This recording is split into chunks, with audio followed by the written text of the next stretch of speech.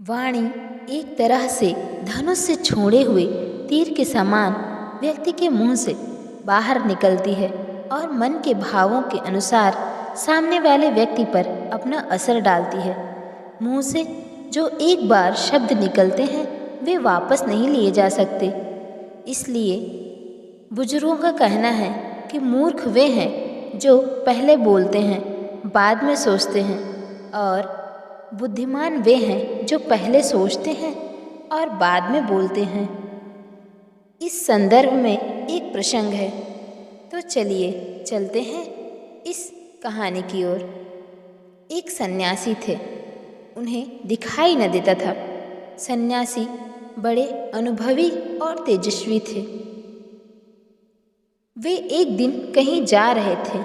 जाते जाते उन्होंने मार्ग में सुना कुछ लोग चर्चा कर रहे हैं कि इस राह से राजा जी गुजरने वाले हैं। सन्यासी चलते गए। फिर उनके मन में लगा कि क्यों न मैं राजा जी की सवारी का अनुभव करूं। मार्ग में उन्हें पता तो लग ही चुका था कि राजा जी की सवारी आने वाली है। थोड़ी ही देर में रास्ते में कुछ लोग फूल मालाएं लेकर खड़े होने लगे। कुछ लोग उपहार लेके खड़े होने लगे। सभी राजा के स्वागत के लिए आतुर थे। सन्यासी की भी इच्छा हुई कि इस दृश्य को मैं देख तो नहीं सकता, परंतु अनुभव करके देखता हूँ। वह देख भले ही ना सकते थे, लेकिन सबसे आगे निकलकर खड़े हो गए। राजा के रथ के आगे सिपाही, मंत्री, दरबारी, हाथी, घोड़ा, बाजा सभी कुछ चल रहा था। एक दल बना हुआ था। कुछ देर में ही शाही सवारी एकदम करीब आ पहुंची। तभी उस भीड़ में से एक सिपाही बाहर निकलकर सन्यासी के पास आया। डपट कर बोला, दूर हटो, देख नहीं रहे राजा की सवारी आ रही है। जवाब में सन्यासी ने कहा, समझ गया सिपाही जी। मंत्रिमंडल के सदस्यों का समूह सामने आया तो उसमें से एक ने आगे आकर कहा, सन्यासी जी जरा संभल कर, कहीं भीड़ में आप गिर न जाएं, आपको चोट न लग जाए। सन्यासी ने जोर से कहा, समझ गया मंत्री जी। थोड़ी देर में राजा की शाही सवारी वहां आ पहुंची। राजा ने देखा कि एक तेजस्वी सन्यासी राह में खड़े हुए हैं। उन्होंने रथ रुकवाया। उतरकर सन्यासी के चरण स्पर्श कर विनम्रता से बोले, महाराज आपको इस भीड़ में आने की क्या आवश्यकता थी?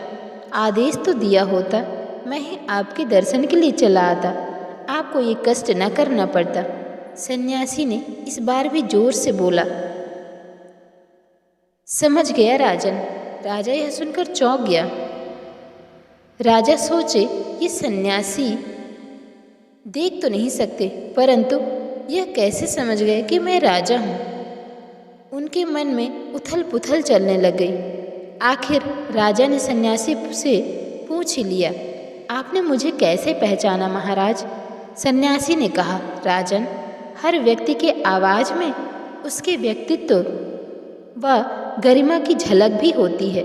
मैं देख तो नहीं सकता, लेकिन तीनों बार आवाज़ सुनकर ही समझ गया कि पहला डांट टपट करने वाला व्यक्ति आपका सिपाही था, दूसरा समझदारी से बात करने वाला व्यक्ति आपका मंत्री था, और तीसरी बार सज्जनता व विनम्रता से बात करने वाला व्यक्ति महाराजा ही हो सकता है।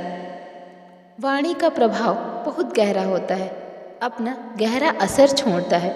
वाणी का तीखापन चुभता है, इसकी कठोरता दूसरों पर प्रहार करती है, लेकिन इसकी मधुरता व कोमलता औषधि का भी काम करती है, जो मन में लगे हुए जख्मों को भी ठीक कर देती है। वाणी के माध्यम से ही व्यक्ति की पहचान होती है। वाणी की इसी कुशलता के कारण गीत संगीत का निर्माण होता है। व्यक्ति के विषय में बहुत कुछ जान जाते हैं वाणी के माध्यम से। मनुष्य का व्यक्तित्व व प्रभाव झलकता है उसकी वाणी से।